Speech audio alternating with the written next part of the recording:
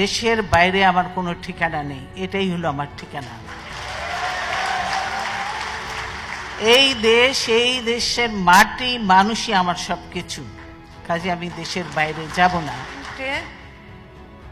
দেশের এত সমস্যা, এই কোনো সমস্যা নিয়ে আলোচনা হয় না।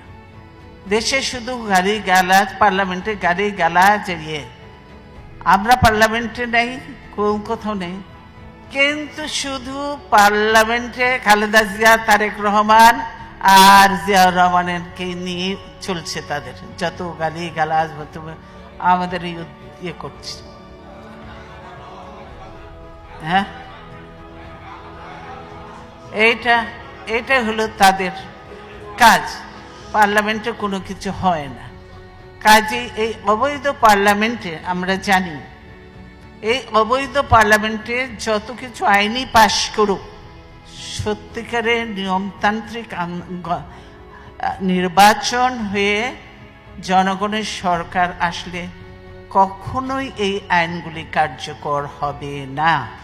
কারণ যে অবৈধ পার্লামেন্টের আইন এগুলি কার্যকর হতে পারে না।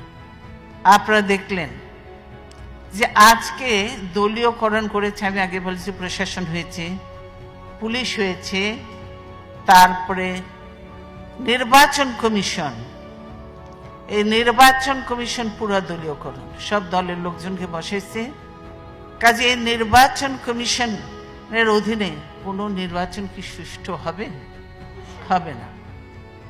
এই হাসিনার অধীনে কোনো নির্বাচন কি সুষ্ঠু হবে? এতগুলো কিছু দেখার পরে হবে না।